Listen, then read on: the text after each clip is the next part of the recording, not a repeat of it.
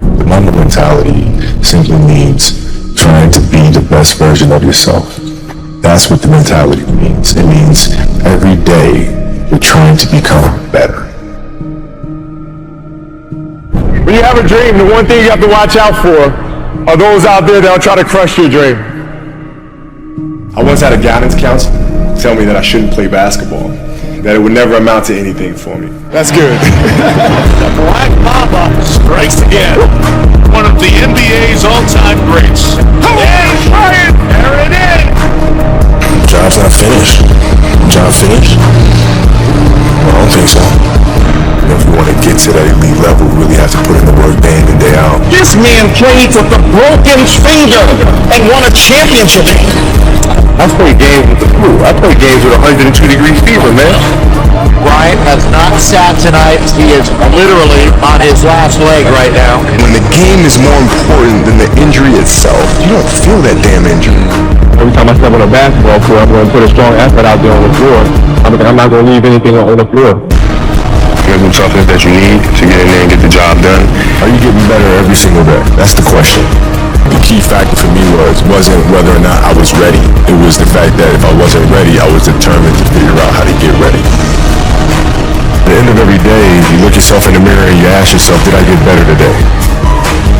So I challenge you to have your dream, go after it with all you have, and be legendary in your own right. My name is Kobe Bryant. Don't you ever forget it. It's a great feeling to know that you set a goal and you were able to reach that goal and to knock it down. Those times when you get up early and you work hard. Those times when you stay up late and you work hard. Those times when you don't feel like working, you're too tired, you don't want to push yourself, but you do it anyway. That is actually the dream. That's the dream. It's not the destination, it's the journey. And if you guys can understand that, then what you'll see happen is that you won't accomplish your dreams. Your dreams won't come true. Something greater will. It's an amazing thing about passion. If you love something, if you have a strong passion for something, you would go to the extreme to try to understand or try to get it. Whatever you have a love for, if you have to walk, you will go get it. If you have to beg someone, you will go get it. I don't think you guys understand how present you guys were with me. You know, you guys were there with me at 5:30 in the morning when I was running the track and I was midway through my workout. And I didn't know if I could make it through. And I thought about the expectations you guys had for me and you had for our team. And it pushed me through. It got me through those 800s and 400s and 100s at 5:30 in the morning. So I thank you. We're not on the stage just because of talent or ability. We're up here because of 4 a.m. We're up here because of 2-a-days or 5-a-days. We're up here because we had a dream and let nothing stand in our way. If anything tried to bring us down, we used it to make us strong. We were never satisfied, never finished, will never be retired.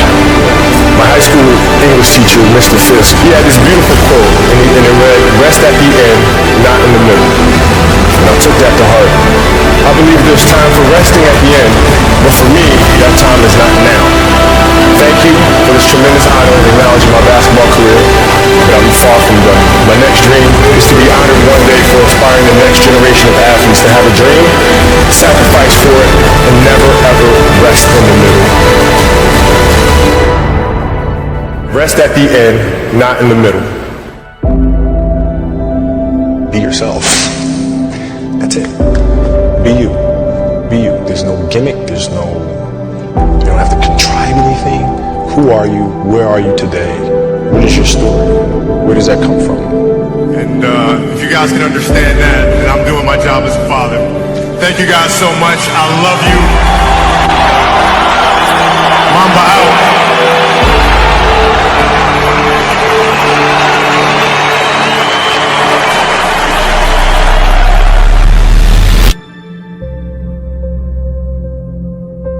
Because if you play with the fear of failing, you'll have the pressure on yourself to play to capitulate to that fear. If you play with the sense of, I want to win, then you have the fear of what happens if you don't. But if you find common ground in the middle, in the center, then it doesn't matter. You're unfazed by either, right? And that enables you to really just stay in the moment, stay connected to it, and not feel anything other than what's in front of you. So I try to just be dead center. You start with, where you want your game to be, what would make your game most unstoppable or hard to deal with, and now you work backwards from there. And you start building it one piece at a time, one move at a time, one counter at a time.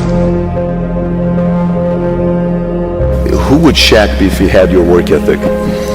He'd be the greatest of all time. If Shaq had your work ethic, He'd be the greatest of all time. Greatest of all time by sure. He'd be the first to tell you that, for sure. I mean, this guy was a force like I have never seen. I mean, he was crazy. A guy at that size, generally guys at that size are a little timid and they don't want to be tall. They don't want to be big. Man, this dude he did not care. He was mean. He was nasty. He was competitive. He was vindictive. I mean, I wish he was in the gym. I would have had 12 rings. If he had the work ethic. My God, yeah. We ain't be close. If you're lazy, man, I don't want to talk to you. I don't want to deal with you. You don't make me feel dumber. You're going to lower my level. I don't think so. You can go over there. There's plenty of teams in here where you'll fit right in. I don't deal with people that don't commit at that level, but then act as if they do. I don't deal with that. I don't. It's real shit. I mean, listen. So, like, we used to get into stuff all the time because it was like, he would say, okay, Kobe's not throwing me the ball. And, media would take it and run with it and all sorts of stuff. I'm like, well, bruh, if you were in shape, by the time I run down on a fast break and run back and then run down, you're still coming down the first time, bruh. Like, what the hell do you want me to do? Right, so a lot of our contention came from that. And even though he was older, you were still confronting him. You didn't kill him. I didn't care, man. From listen, day one, bro. From day one, I knew for sure. Rick Fox, my teammates, they all thought I was absolutely crazy the day me and Shaq got in a fist fight. After that day, they were like, "Okay, Kobe, you're certifiable." Fist fight. Oh yeah, fist fight. I'm not backing down. Listen, either you're gonna whoop my ass or we're gonna have a night. But ain't no way. There's a level of respect, and for Shaq too, by the way. And I know he's told me that day was a big turning point for him because it was like he's generally used to talking trash and saying what he wants and nobody really stepping up and challenging him on that. And when he saw me challenge him on that, he was like, this kid's crazy. All right, I can win with that. And so that was kind of the beginning of our relationship, I think. That's probably never happened to him. That's probably not something that's common to him. No, it's also 7 feet tall since he was 3 years old or something, right? This is all coming back to me right now. There was also a game in Phoenix my first year we were playing, and he kept posting up, but they kept fouling him, so he kept going to the free throw line and kept missing them. And so he throw the ball out to me. I'm not throwing that back in there. Right? So I kept shooting him, right? So we get in the timeout, and he's like, hey, I'm open. I'm like, okay. And so we go out, and same thing, hey, I'm open. Okay. There you go. Come back in. Hey, dude, you got to throw me the ball. I said, man, f*** that. Get it off the rebound if I miss, bro. You told him this. First year, 18 years old, man. 18 years old. Man, I must have been out of my damn mind. The story continues. So if you fail on Monday, the only way it's a failure on Monday is if you decide to not progress from that. Right? So to me, that's why failure is not existent. Because, if I fail today, okay, I'm going to learn something from that failure, and I'm going to try again on Tuesday. Those times when you don't feel like working, you're too tired, you don't want to push yourself, but you do it anyway. That's the dream. It's not the destination, it's the journey.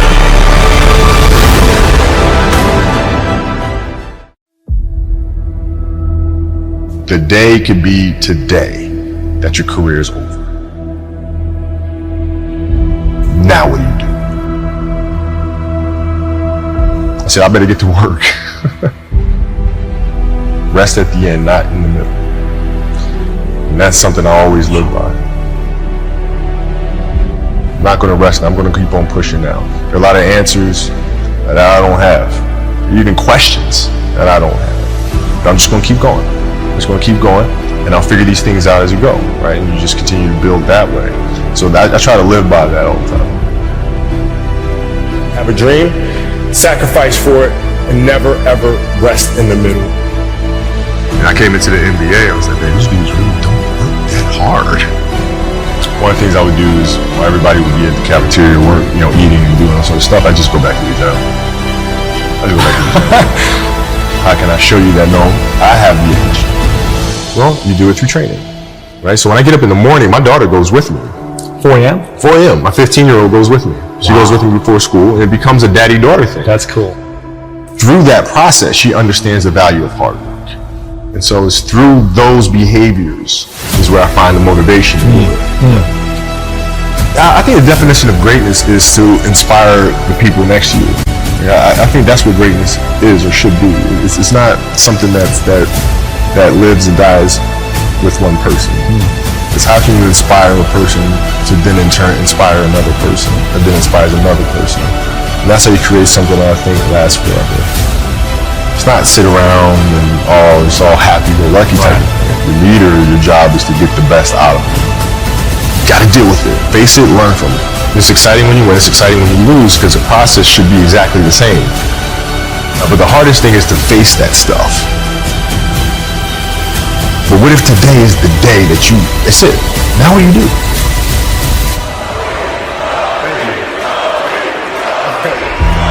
What can I say? MAMBA out.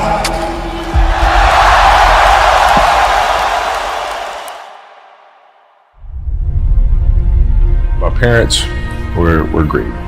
Growing up, they instilled in me the importance of imagination, of curiosity, and understanding that, okay, if you want to accomplish something, I'm not just going to sit here and say, yes, you can do whatever you want. Yes, you can, but you have to also put in the work to get there, right? So they taught me that at a really early age, man. And when you grow up as a kid thinking that the world is your oyster, all things are possible if you put in the work to do it, you grow up having that fundamental belief.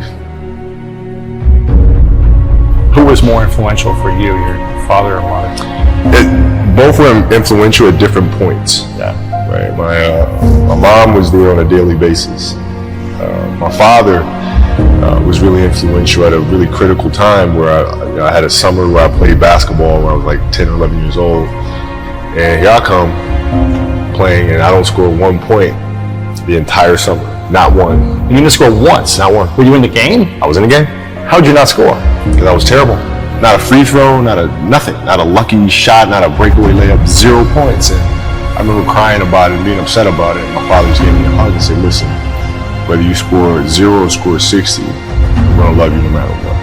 Wow. Now that is the most important thing that you can say to a child. Because from there, I was like, okay, that gives me all the confidence in the world to fail. I have the security there. But to hell with that, I'm scoring 60. Let's go. Right. And from there, I just went to work. I stayed with it. I kept practicing. I think that's when the idea of understanding a long-term view became important. Because I wasn't going to catch these kids in a week. I wasn't going to catch them in a year. Right? So that's when I sat down and said, okay, this is going to take some thought. All right, what do I want to work on first? All right, shooting. All right, let's knock this out. Let's focus on this. Half a year, 6 months, do nothing but shoot. All right, after that, all right, creating your own shot. You focus. So I started creating a menu of things. When I came back the next summer, I was a little bit better. And then 14 came around, back half of 13, 14 years old, and then I was just killing everyone. And it happened in 2 years. And I wasn't expecting it to happen in 2 years, but it did, because what I had to do was work on the basics and the fundamentals. While they relied on their athleticism and their natural ability. And because I stick to the fundamentals, it just caught up to me. And then my body, my knees stopped hurting. I grew into my frame. And then your athleticism, once you have the fundamentals, the hard work, the mindset, and you tack on the athleticism, Then it was game over. Wow.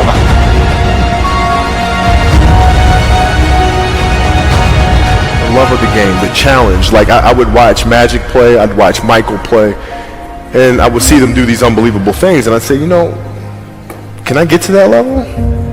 I don't know, but let's find out. Let's find out. And so that curiosity to see where I could push this thing led me down that path, I think.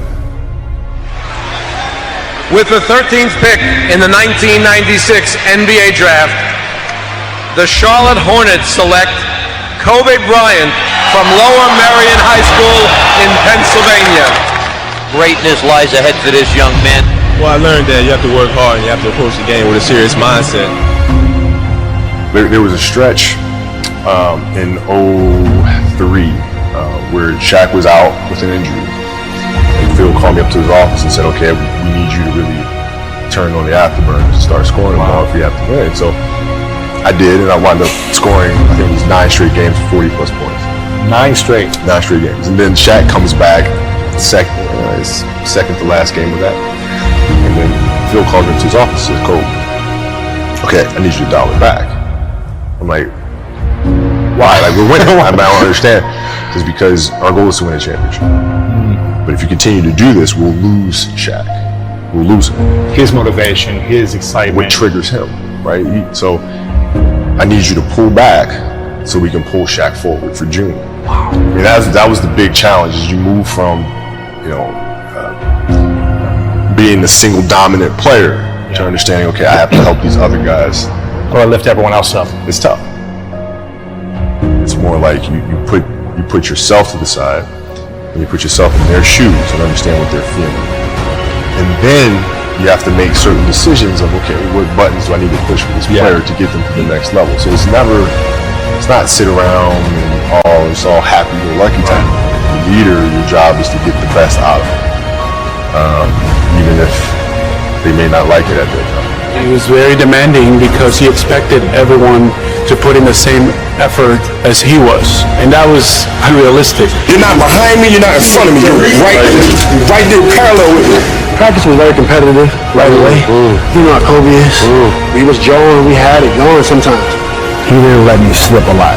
Times where get ejected or about to get a technical foul or going off the deep end, he would be there to, set me straight a lot, which helped me a lot. So we get in the timeout, he's like, hey, I'm open. I'm like, okay. And so we go out and same thing, hey, I'm open. Okay. There you go. Come back in. Hey, dude, you got to throw me the ball. I said, man, fuck that. Get it off the rebound if I miss, bro. Listen, I don't deal with people that don't commit at that level, but then act as if they do. The running joke, or he doesn't pass and all sort of crap. Man, that's okay, but I'll take those 5 rings. I'll take 5 of them. To the game, the best closer, Kobe Bryant. You really want me on the team. What's your approach to recruiting? You want first place, come play with me. You want second place, go somewhere else. Like I would watch Magic play. I'd watch Michael play. And I would see them do these unbelievable things, and I'd say, can I get to that level? I don't know, but let's find out.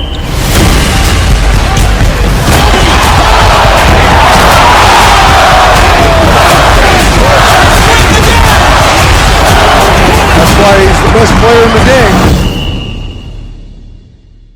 Everything was done to try to learn how to become a better basketball player. Everything. And so when you have that point of view, then literally the world becomes your library to help you to become better at your craft. So because you know what you want, the world's giving you exactly the information you need to become better at it. Because you know what you're looking for.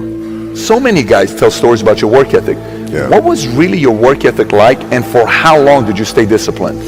Well, I mean, every day. I mean, since 20 years. I mean, it was an everyday process and trying to figure out strengths and weaknesses. For example, jumping ability. Man, my vertical was a 40, it wasn't a 46 or a 45.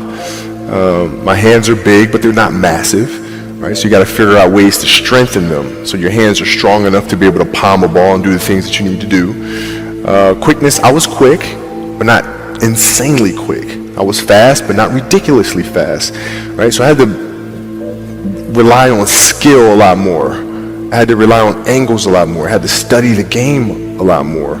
And but I enjoyed it though. So like from the time I can remember when I started watching the game, I studied the game, and it just never changed. It's a good separation for me, emotionally, to be able to put myself in a place where at practice or when I'm training or during games, I switch my mind to something else. I switch my mode into something else, right? For me, it's the equivalent of Maximus, Decimus, Meridius, and Gladiator picking up the dirt, smelling the dirt. It's go time, right? So that was my mental switch. It was like an actor getting ready for a film. You got to put yourself in that cage. When you're in that cage, you are that character. And then when you leave there, it's something completely different. But when I'm in that cage, bro, don't touch me, don't talk to me. Just leave me alone. How did you get mentally and emotionally so strong where it doesn't bother you? Well, you got to look at the reality of the situation. Like for me, it's not, you kind of got to get over yourself. Like, it's not about you, man. Like, okay, you feel embarrassed. You're not that important. Like, get over yourself. That's where you go. Get over yourself, right? Like you're worried about how people may perceive you, and like you're walking around and it's embarrassing because you shot 5 air balls. Get over yourself, right? And then after that, it's okay, well, why did those air balls happen? Got it. High school, year before, we played 35 games, max, right? Week in between, spaced out, plenty of time to rest. In the NBA, it's back to back to back to back to back to back to back. I didn't have the legs. So you look at the shot, every shot was online, but every shot was short. Right? I got to get stronger. I got to train differently. The weight training program that I'm doing, I got to tailor it for an 82-game season so that when the playoffs come around, my legs are stronger and that ball gets there. So I look at it with rationale and say, okay, well, the reason why I shot air balls is because my legs aren't there. I go, well, next year they'll be there. That was it. Done. Were there some names that you looked at and says, these 3 guys are as crazy as I am? At the time, I deal with what I've referred to as Goat Mountain. I went to Goat Mountain and I talked to Magic, Michael, Bird, Hakeem Olajuwon, Jerry West, Oscar Robinson, Bill Russell. So I would talk to them. What did you do? What were your experiences? Michael in particular, he's become my big brother. He's been my big brother since I first came in the league. And what was that process like? So I went to them and started understanding the ins and outs of the game and how they approach things and their level of detail and obsessiveness, and that's what I did. The players that had that passion but weren't willing to commit their entire lives to doing that, right? It's a choice. Right? You have other things, you have family, you have all these other things that you have to do. The game can't really be your number one priority. And so I was looking at that like, man, this is gonna be fun. If I'm buddies with you from high school, if I'm a cousin of yours, what happened to our relationship? How did that gravitate when you went into the league and you're determined to become the greatest, or you're determined to become one of the greatest? What happens to our relationship? Well, it suffers. It does suffer. Oh yeah. Okay. Yeah. And you understood that. You were okay with that. Well, yeah. And the people that love you, like friends and family, like they know that about you. Got it. So they let you be you. And when you reconvene, you pick back up where you left off. But make no mistake about it, everything in between is lost. right? So those long-term relationships, the commitment of time of, taking like I see a lot of players take vacations with other players that are close friends. And they'll just take vacations just to take vacations, or just hang out just to hang out. Like I never did that.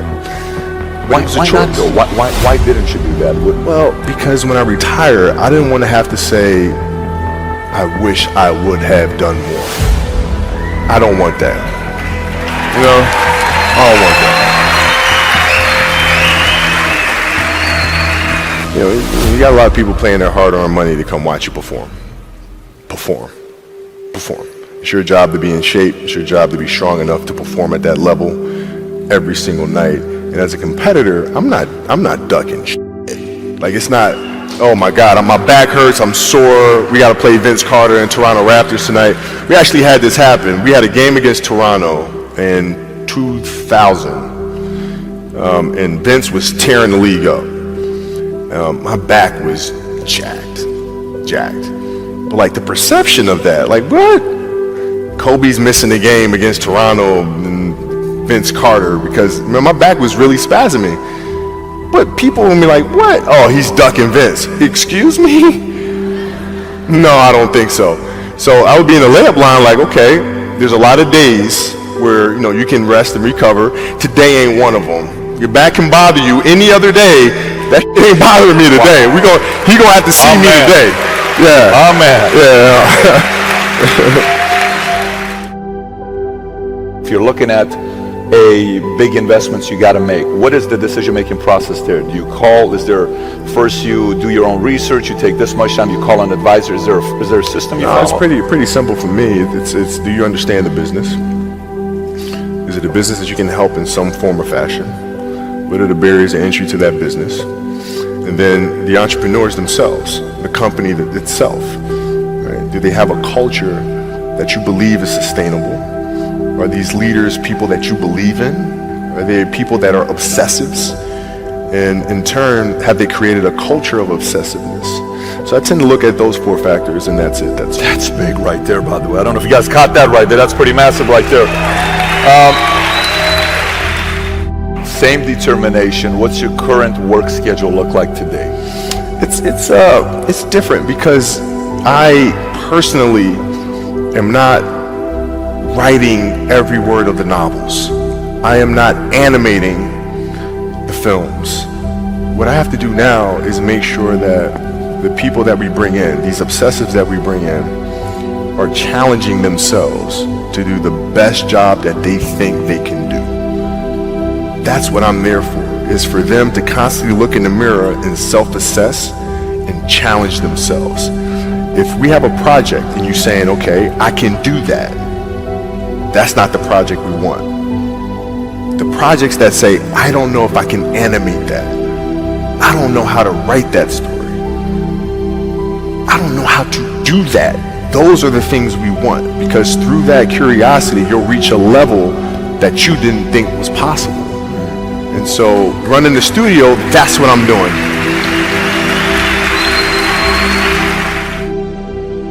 You're playing against the Golden State Warriors. Score is 107-109. You guys are close to getting into the playoffs. You know exactly what happens in the game. You go up, you're about to take your shot, and then all of a sudden, boom, Achilles happens, right? He went and hit the free throws, and then you walked off the stage. Yeah. You got the surgery done. I went in the trainer's room, my kids are in there, and they're looking at you and stuff, and I'm looking at them, and I'm like, it's all right, Dad's gonna be all right. Mm-hmm. It'll be fine. It'll be all right. It'll be all right. It'll be all right. As a parent, you gotta set the example. You gotta set the example. This is another obstacle. This obstacle cannot define me. It's not gonna cripple me. It's not gonna be responsible for me stepping away for the game that I love. I'm gonna step away on my own terms. And that's when the decision was made that, you know what, I'm doing it. I'm doing it. You're a freaking beast,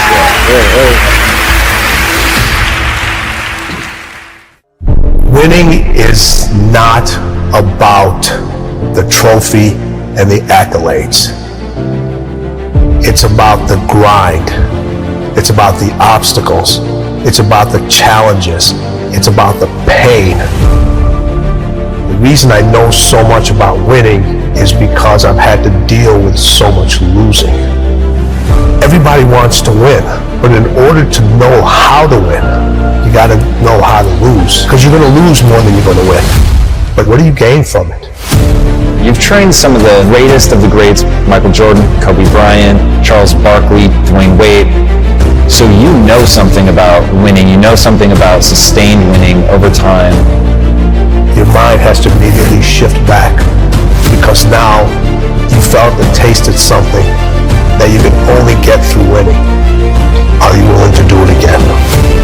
And that was one of Kobe's favorite words when it related to winning. He says, you have to be obsessed with whatever your win is. Be all in. The three greatest lessons I learned from Michael: competing, accountability, and then winning at all levels. Winning at all levels, what does that mean? You just don't win in one arena. You win in your sports, you win in business, you win in your personal life. Other people win because you win. It isn't just about you. It's about being able to pull the team and show them what it feels like to win. And this isn't about playing basketball like Michael Jordan did, like the late, great Kobe Bryant, Dwayne Wade. This is about having the mindset to win. When you fail, your feelings give you excuses. Your mind makes you more resilient. You look at when Kobe, his first playoff series, he had this horrible game where he shot like 4 or 5 straight air balls. Now, he could have came back next year and said, I got to prove everybody that said, man, you're too young, why'd you take? No, it was just like, you know what? That's on me. I have to own that moment. Now, I got to prove to myself I can overcome this, because now everybody else is doubting me, but I can't doubt myself. Everybody told MJ, don't go to North Carolina. You'll never play. You shouldn't be here. And Michael went out and he said, I don't need to prove to coach. I don't need to prove to Buzz. I need to prove to myself that I belong here. I always say, you can have fear, but you can't have doubt.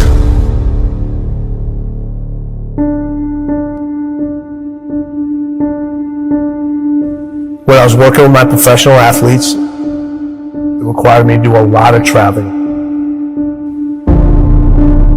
And this story gets me every time. So when people say it didn't hurt, it still hurts. I was packing for a trip. My daughter walks into the room.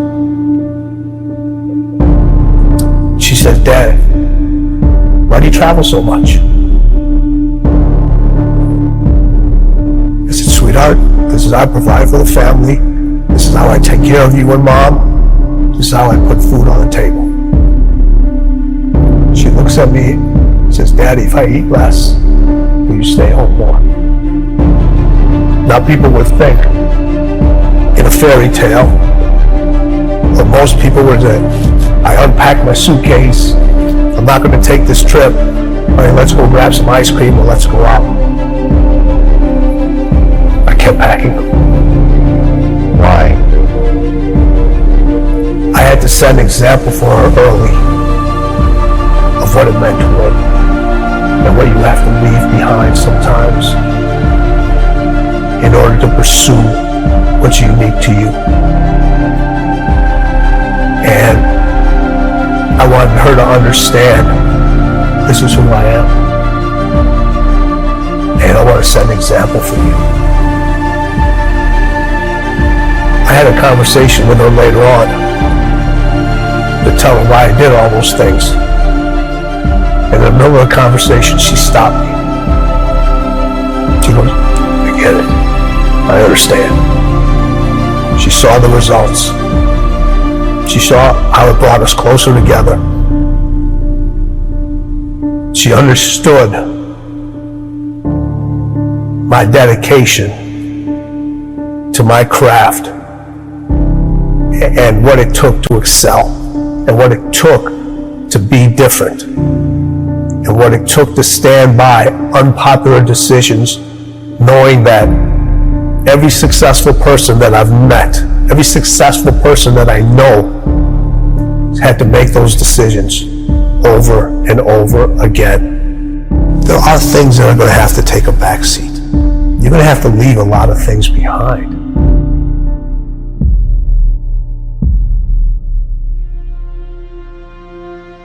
The hardest thing with Kobe was getting him to stop. Yeah, okay, take a break, rest.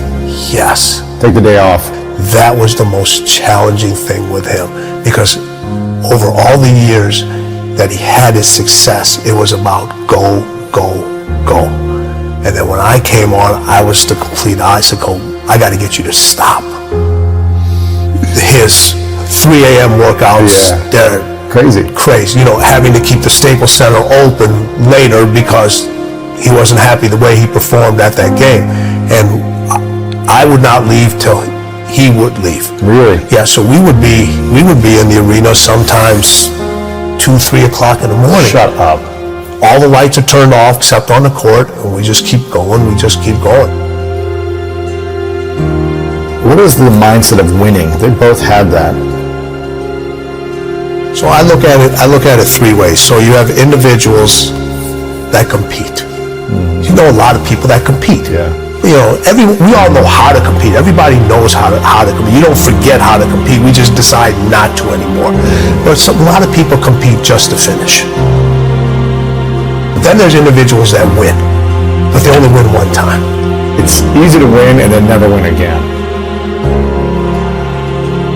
And then there's people that win at winning. You can't come back the same. Cannot come back the same. You have to come back different. You have to come back better.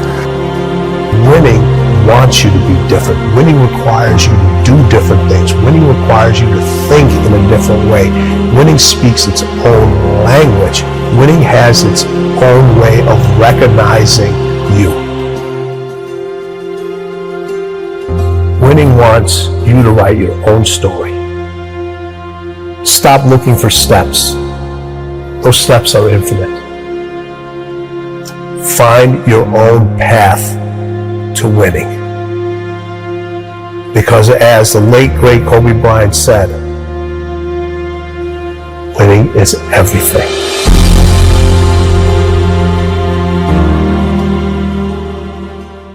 Interested people watch obsessed people change the world.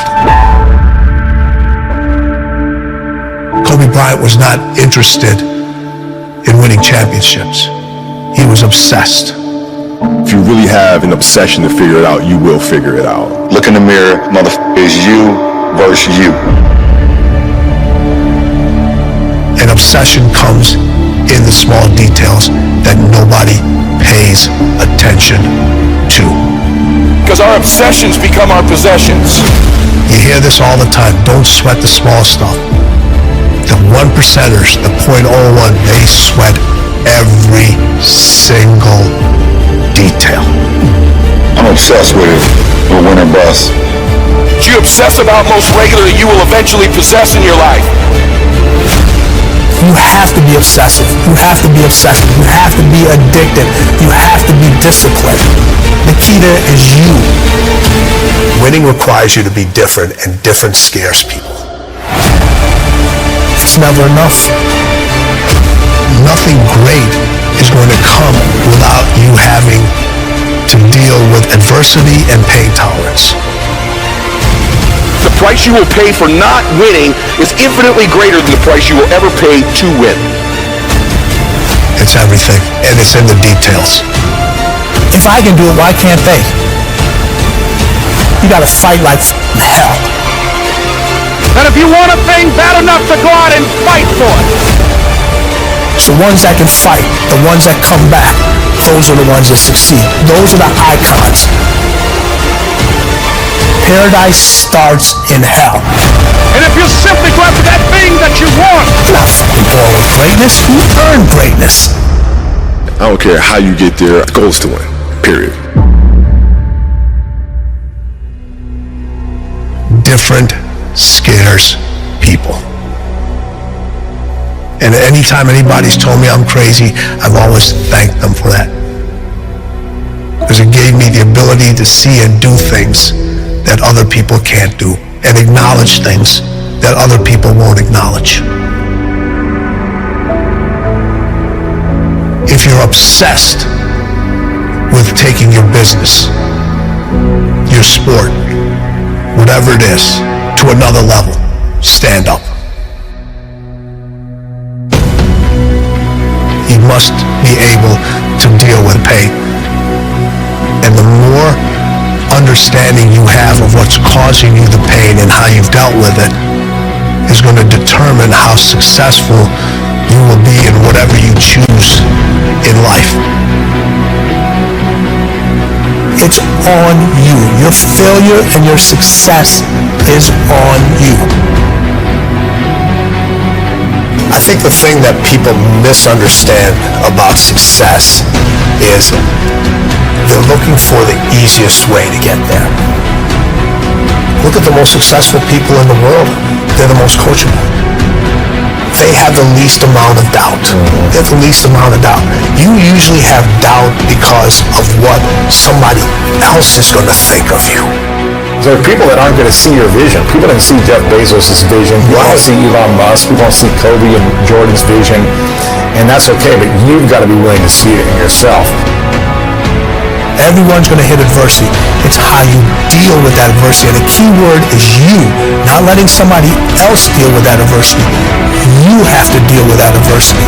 And how you deal with it. Are you going to fight through it, or are you going to curl up and just roll over into the corner? People talk about this all the time. Losing builds character. Well, how much character do you need? Your dreams and thoughts better be so big that they better scare you. They better scare you. Because you're not thinking big enough that you don't want it. It has to be something that nobody else has thought about before or done before. The process it takes to be number one and stay at number one, you have no idea. Very few people understand what winning and success does to an individual's mental health. Everybody wants to sit in your seat until they have to sit in your seat. But it takes a special individual, and there's very few people that can do that.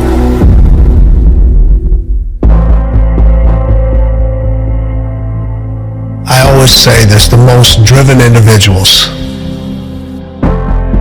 they live a life for many years and certain times without balance. Everybody strives for balance, balance, balance. And in order to be that obsessed with something over and over again, there is going to be times where things are going to be out of balance. It just is. You can't be the best at something and try to balance everything else around your life. You don't find balance, you create it, and it's different for every individual out there. The balance I've created may be completely different than the balance you've created. And there's certain times in your life that the scales are definitely going to be weighing towards one side more than the other. In the early part of Kobe's career, it was about basketball and winning. About basketball and winning. And towards the end of his career, it became less about winning. It was still about basketball, and it became more on spending time with the family. But you have to surround yourself with people. You have to surround yourself with people, with individuals that will be selfish for you. They understand your obsession. They understand your drive. They understand your attention to detail. Make sure you're all in. Your obligation to yourself to be the best, to achieve the highest level, has to be greater. The pressure you put on yourself has to exceed anybody else's pressure that puts on you. You got to start winning. If it's a mindset. Before you have an exceptional skill set, you have to have the right mindset. You have to have a great mindset. The stronger your mindset is, the greater your skill set is going to be. They gotta want it. It's what fuels you. What's fueling that desire? Individuals that can control it, harness it, acknowledge it, know how to use it. It takes them to a completely different level. You have to win with all of you. Everybody can handle pressure. You know what? Most people decide not to. But why is it worth it? Because the results are so good. I have to be at my best to win.